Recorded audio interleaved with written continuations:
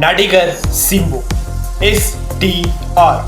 ஒரு காலத்துல பல்லாயிரம் கணக்கான ரசிகர்களுடைய ஆரவாரத்தை கேட்ட அந்த முகம் 2017 ஒட்டுமொத்த தமிழ் திரையுலகமுமே அவரை ஒதுக்கி வைத்த போது தன்னுடைய முகத்தை தானே கண்ணாடியில பார்க்க கூச்சப்பட்ட நாட்கள் அது.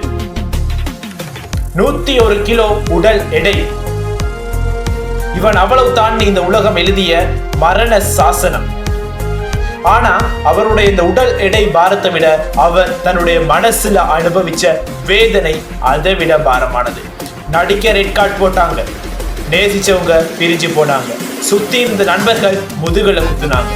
ஒரு மனுஷனை எல்லா பக்கமும் அடிச்சா எப்படி இருக்குமோ அப்படி ஒரு நரக வேதனைய சிம்பு அவர்கள் அனுபவிக்கிறார்.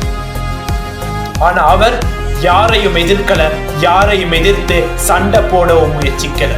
அமைதியா இமயமலை போனாரு. தன்னுடைய உடலை தானே வருத்திக்கிட்டாரு. எந்த கண்கள் கண்ணாடியை பார்த்து அழுதுச்சோ அதே கண்களால தன்னை தானே செதுக்க ஆரம்பிச்சாரு.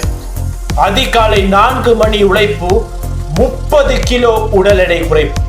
மாநாடு படத்துல அந்த மனுஷன் ஸ்கிரீன்ல வந்து நிற்கும் போது ஒட்டுமொத்த தியேட்டருமே அதிர்ந்துச்சு.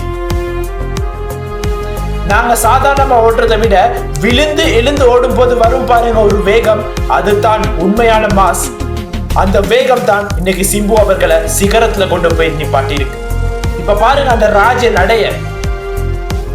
ஒருத்தருடைய வாழ்க்கையை இன்னொருத்தர் முடிவு பண்ண இயலாது அப்படிங்கிறதுக்கான வாழும் உதாரணம் சிம்பு அவர்கள் தான்.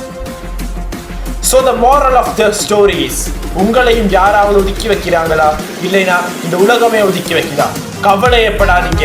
உங்களை நீங்க நம்புங்க, விழுந்து எழப்படாதீங்க. அந்த வேகம் நிச்சயம் உங்களை சிகரத்துல கொண்டு போய் நிற்பாங்க.